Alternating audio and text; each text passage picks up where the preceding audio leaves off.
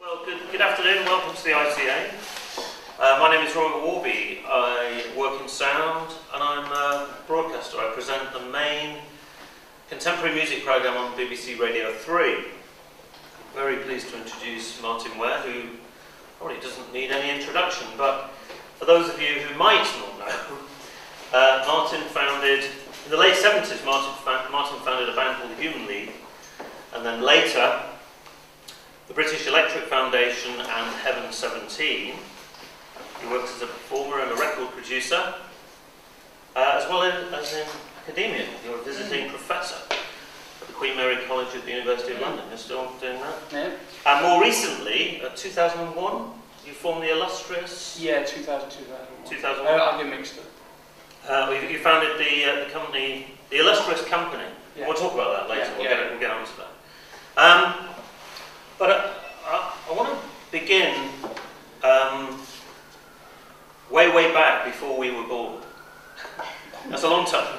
I can't remember that. This year is the centenary, the 100th anniversary of the American composer John Cage. He would have been 100 on September the 5th this year. And in 1937, when he was working at the Cornish School in Seattle, he wrote this astonishing text, 1937.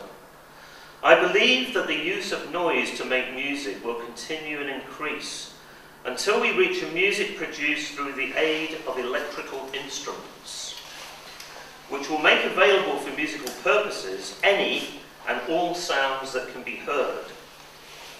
Photoelectric, film, and mechanical mediums for the synthetic production of music will be explored. Whereas, in the past, the point of disagreement has been between dissonance and consonance, it will be in the immediate future between noise and so-called musical sounds. The present methods of writing music, principally those which employ harmony and its reference to particular steps in the field of sound, will be inadequate for the composer who will be faced with the entire field of sound. Nice. 1937. Nice. So Martyn, what impact, if any, has the work of John Cage's generation had on the work of your generation? Wow. It's a big question, isn't it? How long have we got? First of all, we've got a lovely radio voice, I have to say. Secondly, I started out making music based on electronics. I mean, I didn't learn a conventional instrument of any description apart from recorder, I think, at school. I didn't learn musical notation.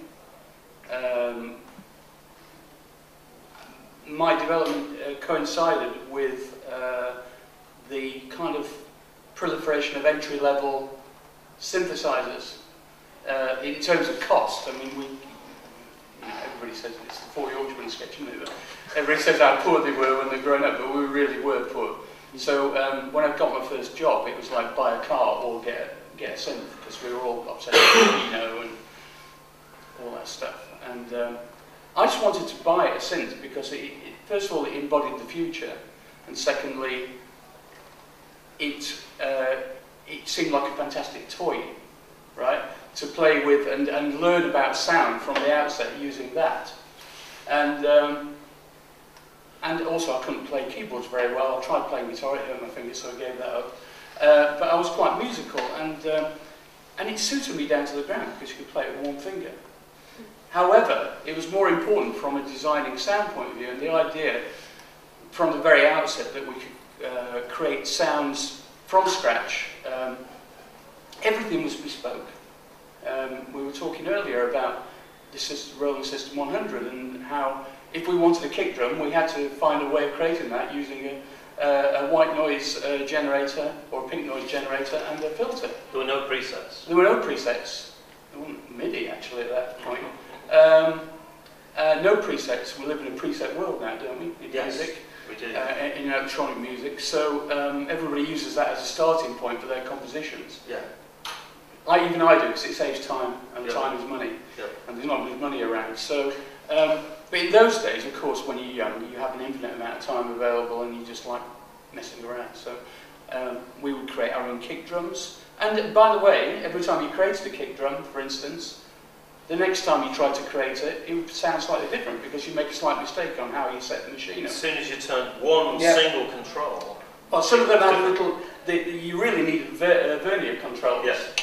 Yeah, but a lot of these kind of entry-level synths, like the System 100, had, you know, it was so tweaky that if you moved it by like half a millimetre, it would change the sound radically, which is quite good. Yeah. So, as Eno said,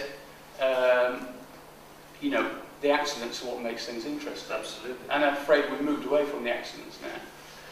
Did you and your... but that wasn't answering your question. I was going to say, did you have any awareness that before you acquired synthesizers, that they had been used previously in the previous generation? Yes. You were aware Yes. of composers? Yes. Did that have any impact on what you were trying to do? It had an impact in as much as whatever embodied the future I was interested in. So there used to be a record store in Sheffield, still there believe it or not, called Rare and Racing. And it was like a second-hand record store, and you used to buy the records, listen to them, take them back, you know, a week later, and getting half the value back. And that was my musical education essentially, way before Spotify or iTunes or all that, of course. Yeah. But I used to actually buy these records on the basis of how the covers looked. Yes. Did they have any futuristic connotation? Yeah. Sometimes I got it wrong. There was a prog rock band called Animated Egg, which was terrible, for instance. But I did actually apportion equal weight to things like, you know, rock and pop, and I would buy Xenakis albums, and you know, Computer Experiments, and Edgar Varese, and also Gary Glitter, and you know, etc., etc. It was all jumbled up in my mind. It was all the same thing. So anything, I basically listened to anything that had anything with futuristic connotations, normally with synths, and that actually goes as far as, you know, like Tonto's Expanding Headband, for instance, who went on to work with Stevie Wonder and become their kind of house electronic producers. Anything that had any form of found sound as well was very important. It wasn't just stuff generated by electronics. It was, oh God, I mean, even going back to Sparky and his Magic Piano and vocoder technology. Yeah.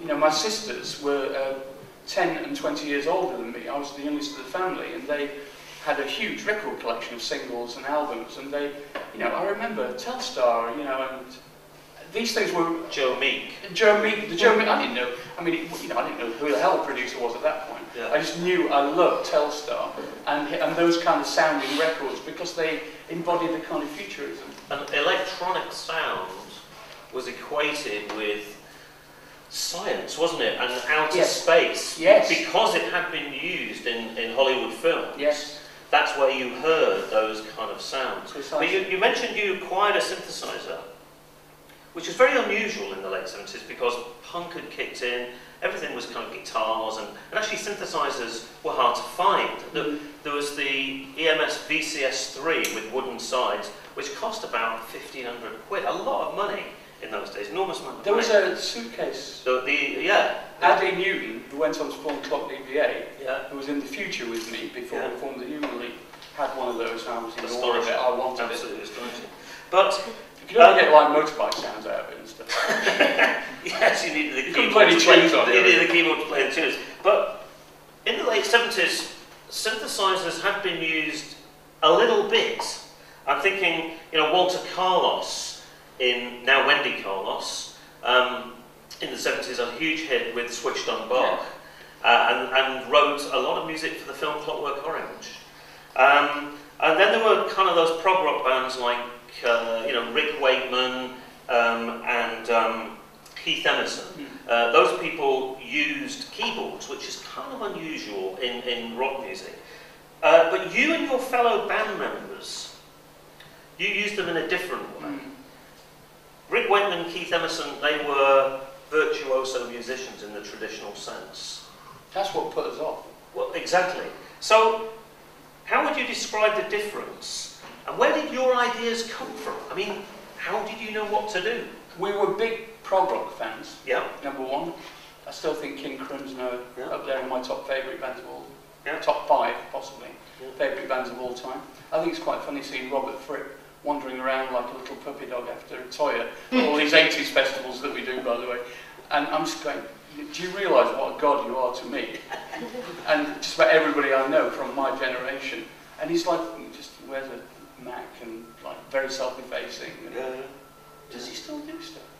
I don't know. He had that sort of... He's got that Frippatronics thing that he does. Yeah. And it's pretty, I mean, obviously now, because of, you know, PC and Mac technology, it's a lot easier, because in the old days he had this like huge gizmo, you know. I went to see him at the South Bank actually doing that with like, you know, 50 layer upon copycats, and he let it play for the entire weekend. He just left the stage and let it repeat.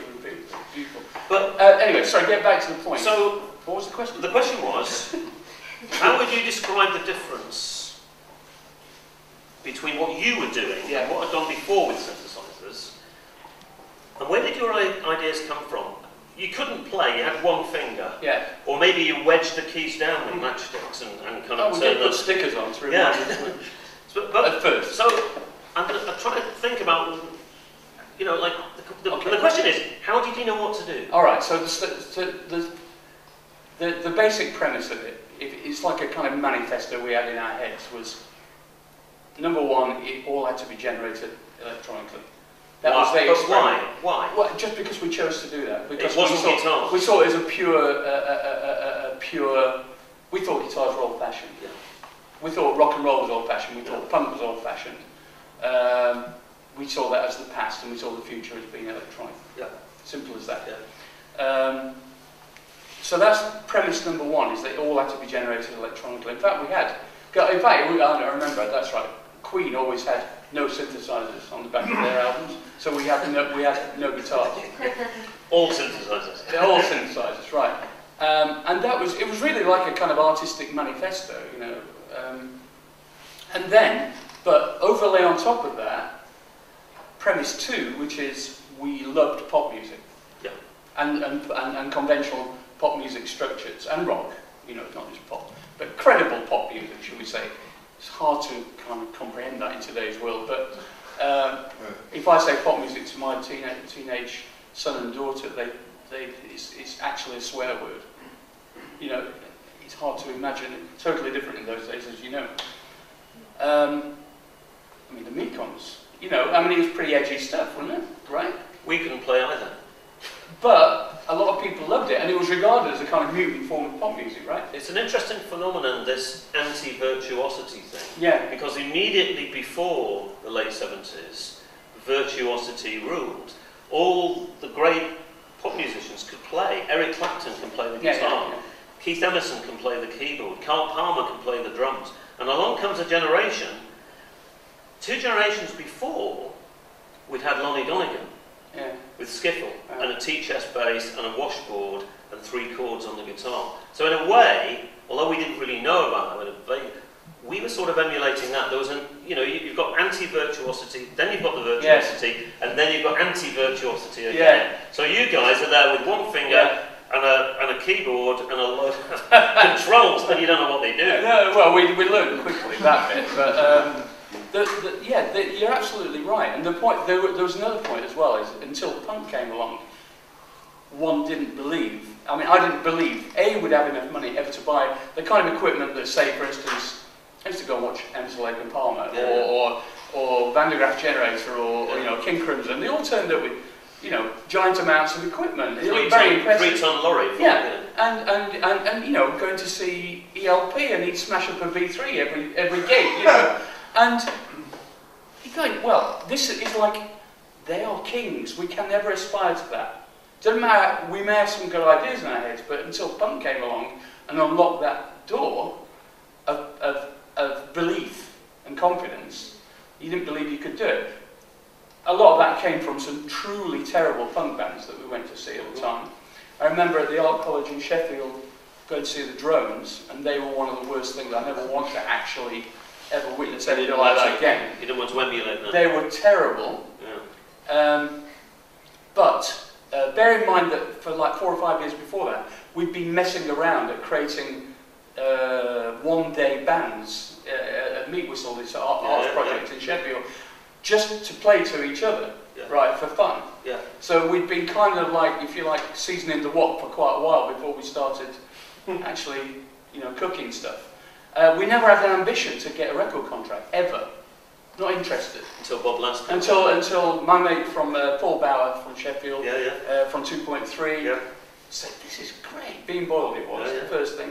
In mono, cost £2.50 to make. Yeah. You know, a piece of tape, bouncing from track to track, no mixing, nothing. Yeah. Sent it, and I said, are you sure? Somebody else might like this, apart from the people in this room. Yeah. Sent it over to Bob Last, he put it out on Fast Records. All of a sudden it's being played, like the Mekons were, on John Peel's show. Yeah. And then the big record company started sniffing around. Did you ever get your royalties? No. So they weren't worth having anyway. We never got any royalties either. Yeah. The Human League, Cabaret Voltaire, Clock DVA, Hula. Why Sheffield? I've been asked this question a lot, as you can imagine, over the years, and using my finest, being smart after the fact, post-rationalisation, I'd say several factors are important. One is that Sheffield's a place of craftsmanship. Cutlery industry. Well, the cutlery, but not just that, they're doers. You know, it's like very proud of the tradition of making things, and whether it's making physical objects or just doing stuff. And then there's a level of bolshiness as well in Sheffield, which is, well, quite Bolshevik. The Socialist Republic of South Yorkshire. So there's that folded into the mix.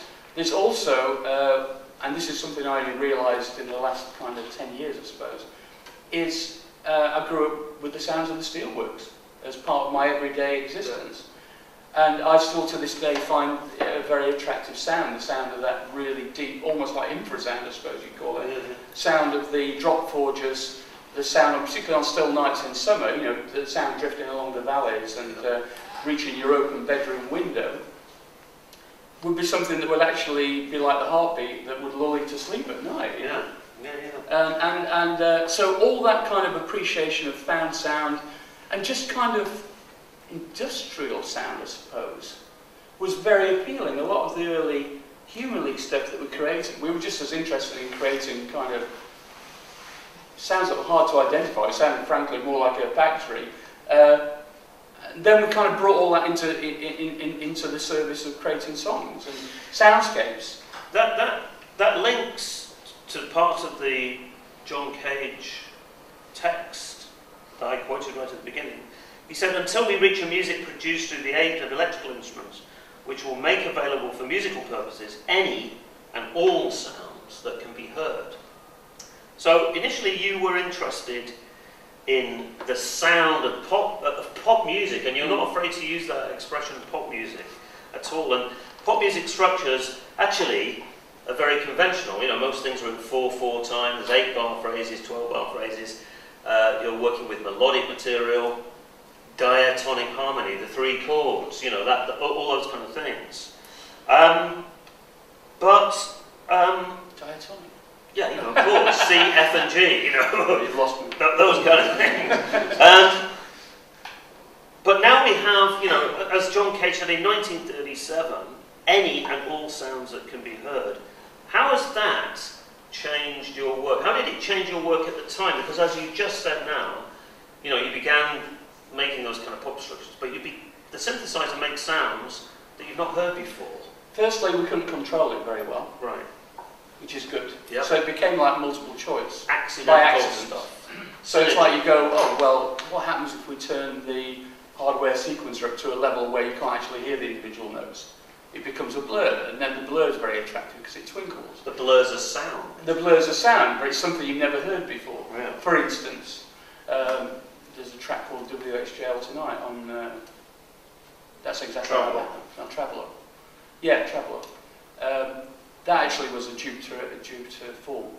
And we're going, oh, this is amazing, this is my drum machine, you know, look what we can do. You know, it's like, I've never heard anything like that before, and still actually listening back to it now, it sounds pretty daring, a lot of that stuff. And so anything that kind of tickled our fancy, really. But it was all kind of filtered through a kind of musical appreciation. So for it, to give you an example, if we were doing, we thought that what we were doing, when we used to perform live with the Human League, around about the time of reproduction, 78, 79, we thought we were electronic punk. Yeah. Genuinely. And actually, it was really gritty. We did 2 tours with Susan and the Banshees. We toured with Peru Boo and Iggy Pop. And all these people, their audience are rock. I mean, yeah, you might overlay it with punk or whatever, but it's rock, essentially. It's the traditional drum, bass, guitar thing. What we found was that people were very interested in what we had to, in our kind of simulation of rock, if you know what I mean. Yeah. It was like looking through a weird filter at the world. Yeah. Of popular or rock music, yeah. And that's the way we just saw what we were doing as, like, you know, the arrogance of youth. We thought we just couldn't understand why everything we ever did wasn't number one. You know, we were our own biggest fans, and still are.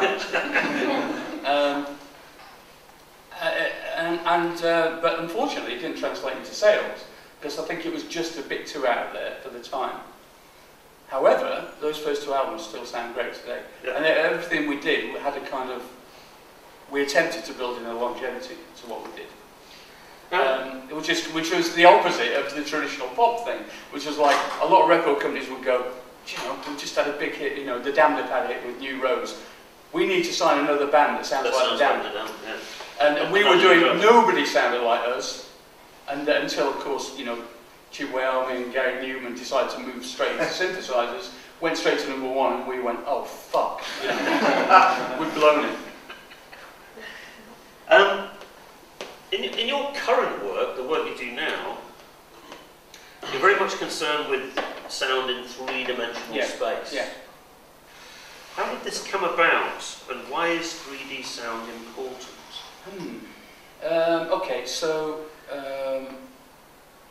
about 98, Strong Room Studios, where I used to do a lot of recording, they just re-equipped all their studios with 5.1, and they brought some dude over from America to show the wonders of 5.1 mixing and blah blah blah.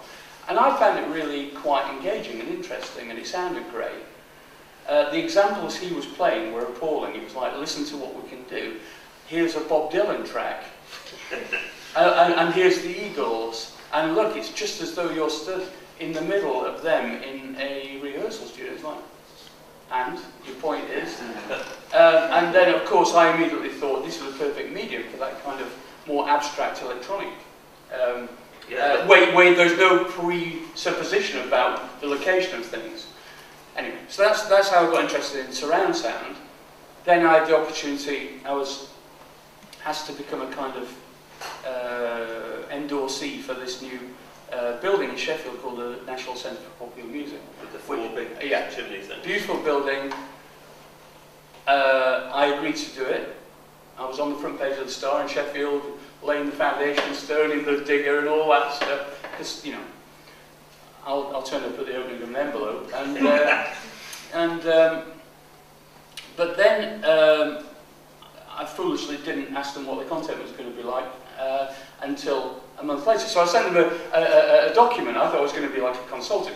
You know, I said, what you should do is, like, we should have smart card technology. You should go around all the exhibits. There should be examples that you can select on a touch screen, and blah, blah, blah, all this stuff. You know, at the end, you get people in the gift shop. They have to wait 20 minutes for the CD to be burned. They're in the gift shop for 20 minutes, make a lot of money, blah, blah, blah.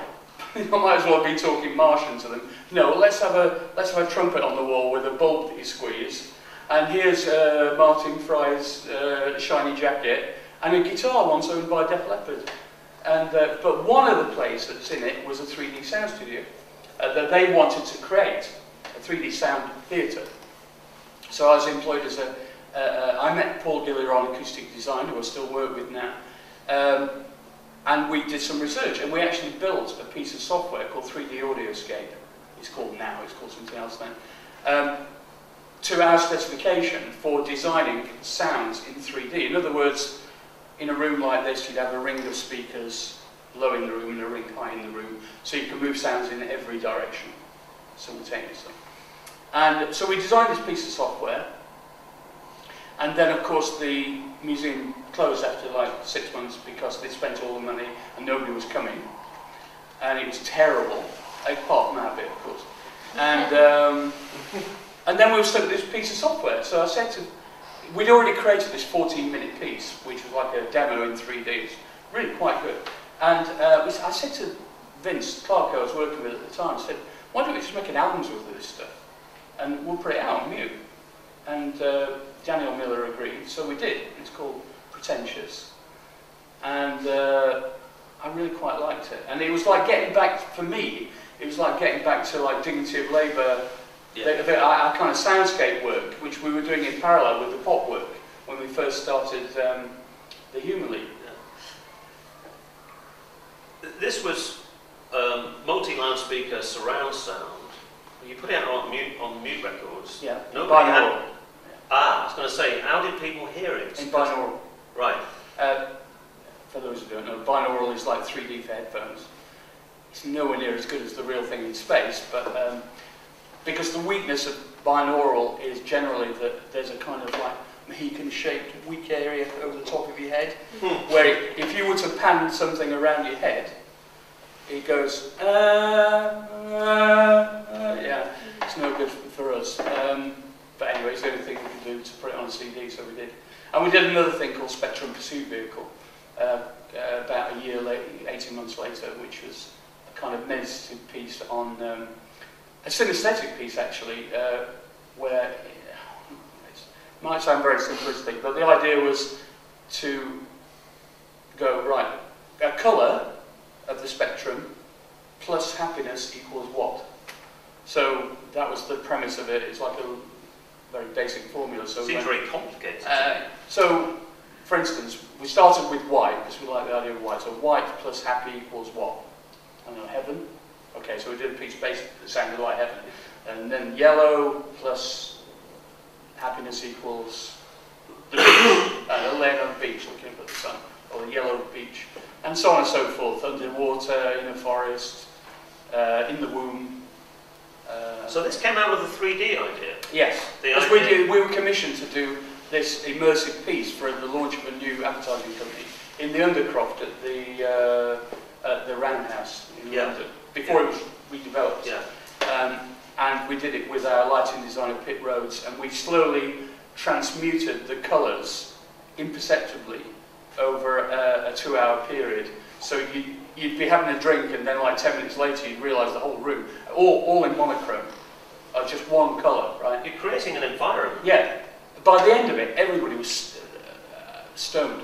I mean, essentially. Yeah. You said it's synesthetic, so absolutely. People had stopped being, the chitty-chatty thing, and they were all kind of like. So did this work with 3D? Did this develop into Illustrates, the company that you now have? Yes. Tell us about how that came about. How did this evolve and transform into? Okay, so I started out with being introduced to a few people who led me to other people, and that's the way that the company started. But I started out with the idea of doing it as a fine art collaborations, essentially. So there's an artist called Cathy de Monchaux, who I'm sure people at the ICA may be familiar with. She's had pieces in large-scale pieces in Tate Modern, for instance, and Tate Britain. Her work is very much about a kind of sculptural. Well, it sits on a wall. It's not a sculpture, but it's sculptural in terms of it comes out from the wall. Generally about being female and shamanistic aspects. And so one of the first things we did was to create a sound environment in conjunction with an exhibition she did in her own studio. And it cost me a fortune the first couple of years of doing this company because there's no money in it. It was just getting marks on the board, getting established. And I would imagine trying to sell that idea, which is the idea of surround sound. Then we're talking 12 years ago. Yeah. It's kind of commonplace. People know about it because they go to the cinema. Yes. Most people's houses that I've been in who are proud of their sound system, their 5.1, they haven't got it set up properly. No. Most people can't even set up stereo properly, never mind a 5.1 system. So I would imagine trying to sell that kind of idea, back then, it must have been quite difficult. Well, that's why I quickly, within a year, I suppose, determined that it was more about the concept of the content rather than the actual techniques. Rather so than what the I hardware. said, yeah, rather than the hardware. Yeah. I don't want to be a salesman. Didn't want to be a salesman. Not selling interested hardware. in that. I'm not selling hardware. I'm not even selling software. I'm selling content. Yeah. So just going back to the Cathy de Moncho story. Yeah. I spent three months researching this with her in a studio pretty much the same size as this actually, and all over at her studio where she created her works, there were the way she does it, she has post-it notes, floor to ceiling, everywhere, with half kind of thoughts, and eventually she collates them all and then creates her work. And I found that fascinating, so I said to her, why don't we create a soundscape where you read some of these half-formed thoughts as though it's like a dream, and we have them wandering around the space in 3D, so it's like ghostly activity, but it's you.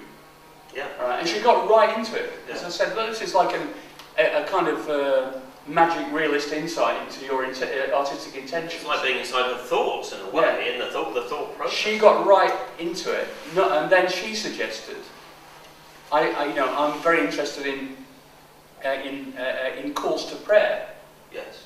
Right, from around the world. I want this to be one of the themes of this exhibition. So I spent another month researching calls to prayer, everything I could find online, combined them all into a composition in 3D, which would drift around the room at the same time as the whispered thoughts. And I had this amazing epiphanal moment where I'd accumulated all these assets and sat in my studio with Logic and just started dropping things in randomly to see how they sound together. And from the very first second, it sounded like they were meant to be together. It was like, I'd like to teach the world to sing in perfect harmony. It didn't matter, there were things from the Solomon Islands, there were Inuit, there were Aboriginal, there were African, and there didn't seem to be any way that I could combine these sounds that didn't sound like they were meant to be together. Is there something universal then in Yes. the call to prayer? Yes. That kind of that appeals to the There was human... nothing sounded dissonant, there was nothing, it's quite Nothing amazing. sounded out of place? No. It was, in fact, I've got the piece. If you remind me, I'll send you a copy of it. Actually, it's online. It's on my website.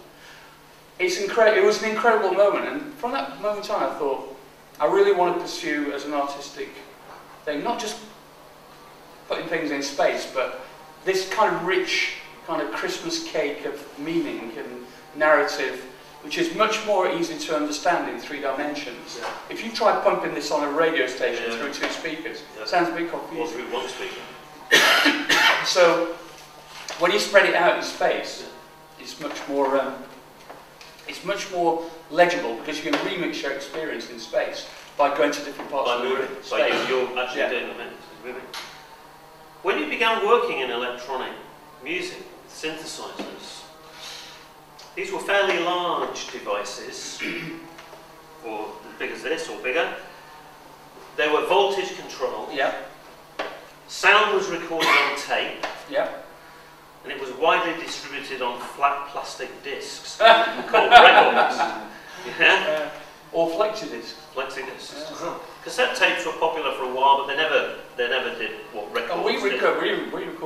We actually released something that was only on cassette, but it was, the Walkman, I think, helped that along, didn't it? But now things are different. What has digital technology done for you, personally? Oh, that's a good question. Well, we couldn't, in all honesty, do what we do with Illustrious and the complexity of what we do without digital technology. Things sound better on tape, but it was a royal pain in the arse. I have to say, for instance, we used to do some really complex stuff with Hem17. There's a track called Let Me Go that we did for Luxury Gap, where we imported 2 extra, they already had 48 track in the studio, we imported 2 extra 24 track machines, we had 2 Lynx synchronizers, trying to synchronize 4 24 track machines simultaneously with that number of tracks is a cinch now. then it took 15 seconds to synchronize. Yeah. So you had to every time you did a little piece, you had to rewind. So I won't have anybody telling me that, oh, it's much better in the past. No, it wasn't. It was an absolute pain in the arse, frankly. Individually, it worked well for rock because, you know, 24 tracks is great, or 16 track even. It's great for recording performances in a studio. What we always did, right from the outset, was assembling soundscapes essentially into a pop form. Yeah. Not from a basis of live performance. Yes. You So made it up in the studio. we've always done that stuff that George Martin talked about, and the Beatles started really that multi-track. Well, actually no, they didn't start it. It was Les Paul. Les Paul. That's right. Yeah. Invented the multi-track. That's right. And so we started from that as a premise. It was a studio tool. Brian Eno always said that the studio is a tool. So without multi-track recording, we could do what we do. Yeah, that layering. Although I'm reminded of a great story about the American producer Tom Dowd when 8-track recording became available. Tom said, "Gee, 8-track recording, that's good. What are you going to do with the other 6 tracks?" Which is kind of interesting. But do you still think in analog terms? You know, when I think of sound, when I analyse the sound, I think, how is this sound? I think of a subtractive synthesizer, you know, with an envelope, with an oscillator, a filter, and an envelope checker. This idea of things connecting together. And I think in the digital world, which you know, has come about within my lifetime and your lifetime, the idea of connectivity means lots of different things. I mean, when we were kids, if you wanted to listen to music, you had to plug a record player into an amplifier, into speakers. You had to make those physical links. And with the synthesizers that you were talking about, you had to connect this bit to this bit to this bit in your head. Yeah. And some synthesizers, you had to connect it physically. You know, the Korg MS-10, the Korg MS-20, with cables. Do you find that you still think in that way, in that sort of analog way, No. in the digital world? No. I mean, I'm a pragmatist, whatever gets the job done. I mean, now, fortunately, after 35 years or whatever, I have a good idea of how I want something to sound. Yeah. Because of the experience I've had in the past. And I'm no longer discovering things as much as actually going, bing, I know what will work here. And then the process of getting it to that point is the boring bit. I hate mixing, by the way, even though I'm quite good at it. Yeah. It was my least favourite part of the whole thing, because I'm going, do you know what, I've arranged this, I know exactly how I want it to sound. Yeah. That's why I can never understand the Americans. They're going, oh, we'll send it off to this guy who mixes it all. It's like, you wouldn't know what to do with the tracks I gave you, because I've designed every bit of it to fit into this composition, and unless I'm there at the mix, it's never going to sound right. And I know how it wants to sound. Unfortunately, that whole mixing process has become much, much easier now, because of course you can record everything instantly. So you leave it one day, you work intensely. Now, what I tend to do now is I work intensely for 3 or 4 hours. I mean, really intensely, and you get into that zone. But then at the end of it, you start bringing out of ideas. And of course, because you can, within 30 seconds the following day, have it exactly at the same point, or work on another track that you've got at that same point. Come back to it when you're fresh. That's the benefit of digital. You're not spending a lot of money doing it either, because you can do it in your home studio. I don't even really go to big studios to mix anymore, to be honest. There's no need to. I don't even go to mastering suites to master. It's all that. Are there any downsides to digital? Yeah, I think there's a certain beauty of the process of putting it through the analog process. I mean, the kind of... Actually, in the 80s, in the late 80s, when I did like Terence Trent D'Arby's album, for instance, we used to record on analog, multi-track, and it was when there was a Mitsubishi quarter-inch, Mitsubishi quarter-inch digital machine, which you could actually edit the tape with, which I really liked, right? So you've got and I loved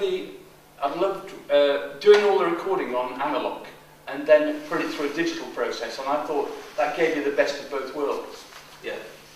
So capturing on analog and then processing digital. If I could, now, I would like very much to put it through, you know, an Ampex half-inch or Studer half-inch because I love that kind of soft compression that it gives. So using the analog device as a slight processing tool. Yeah, as a processing tool. Yeah, yeah.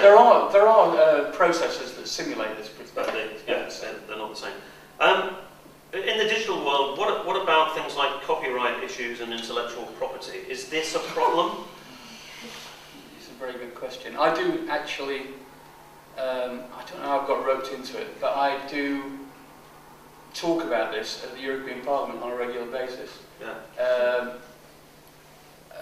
I'm kind of like the pet artist who gets, you know, I actually met one of the vice commissioners, people who actually make the laws, and go, that's going to be a law, that's not going to be a law.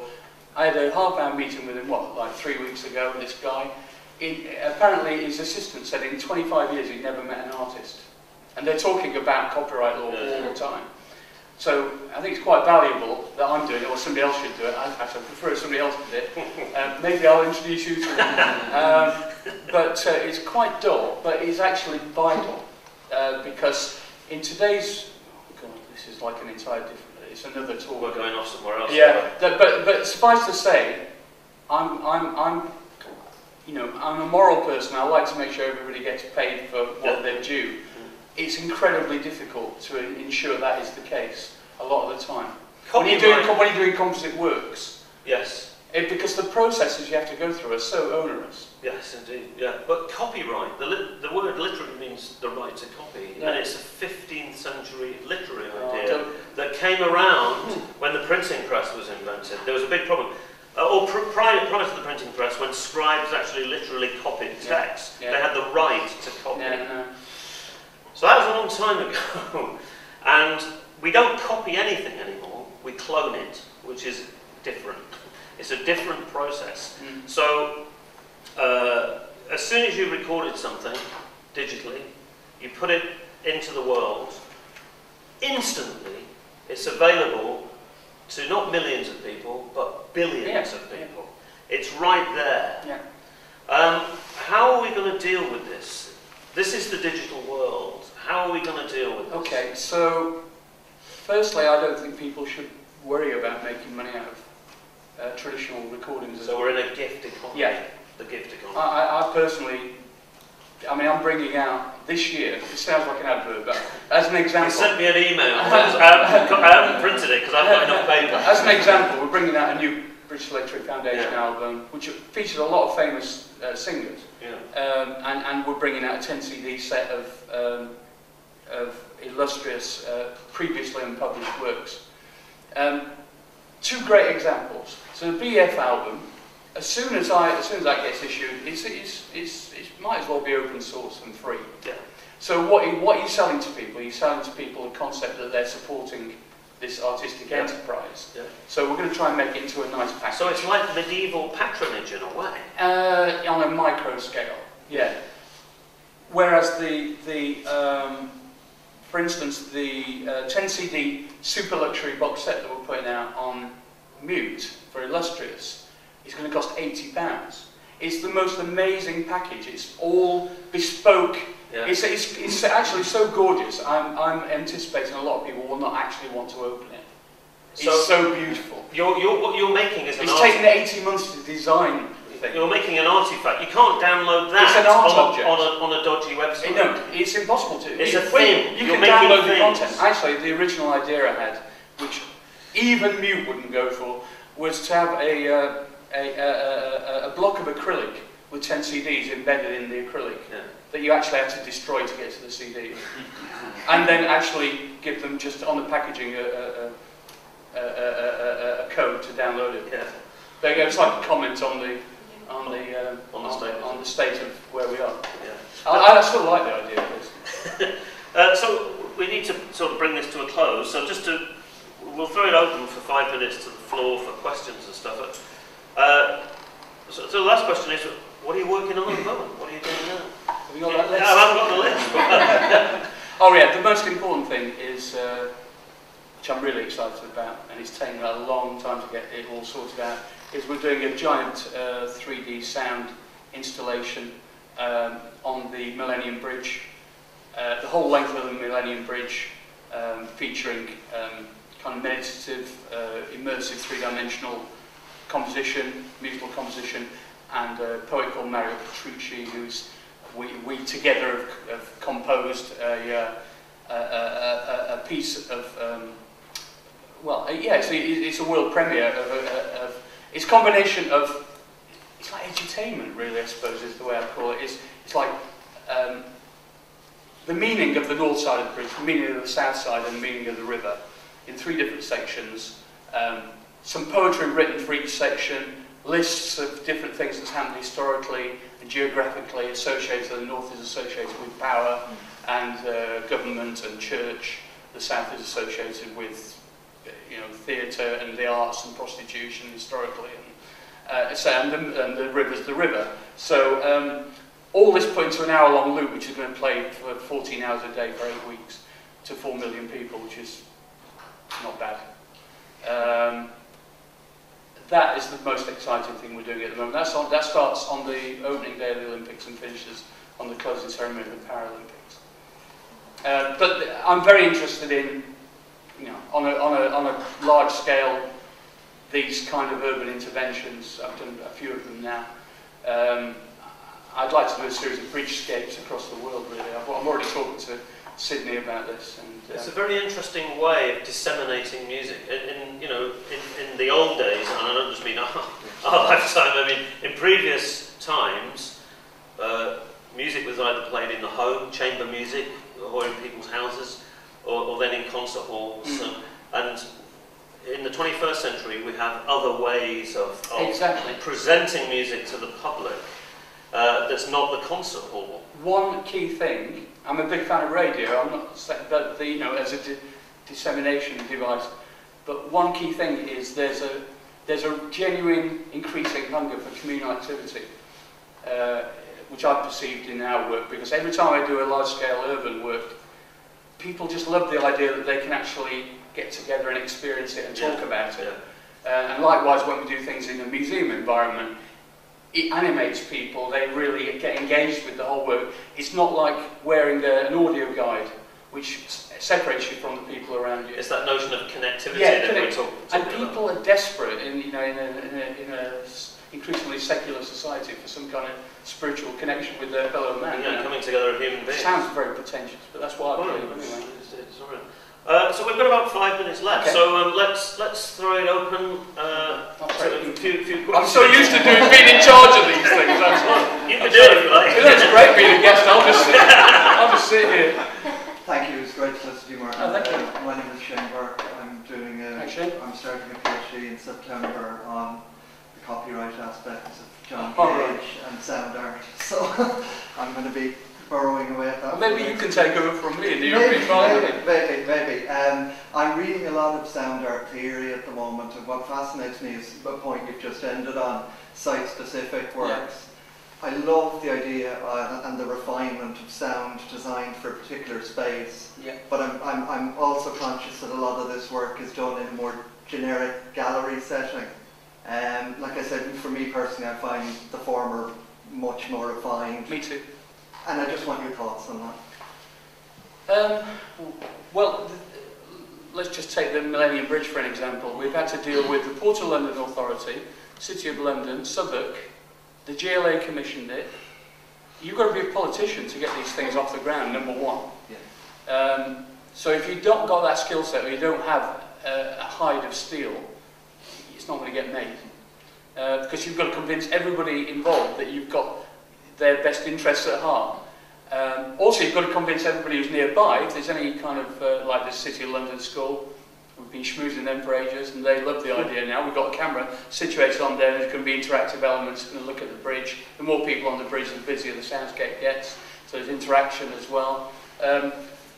We have the Globe Theatre and the Tate going, we've not been kept involved in these talks. So we had to go down, talk to them, and they're right into it now, that's fine. Is it going to interrupt our performances at the Globe? No, it's only going to be 3 to 6 dB above ambient, which is 70 dB, etc, etc, etc. So there's a lot of boring shit involved with that. In terms of the creative bit, which is the easy bit, as far as I'm concerned, it's about understanding the physical journey of people in a space. So we did a similar kind of thing called Sound Life London, which was a distillation of the sonic essence of London in Leicester Square a couple of years ago. And that was understanding that you're going to get 200,000 people a day there, whatever happens. Some of them are going to hate it. You've got to understand that's the case. The majority of them are going to love it.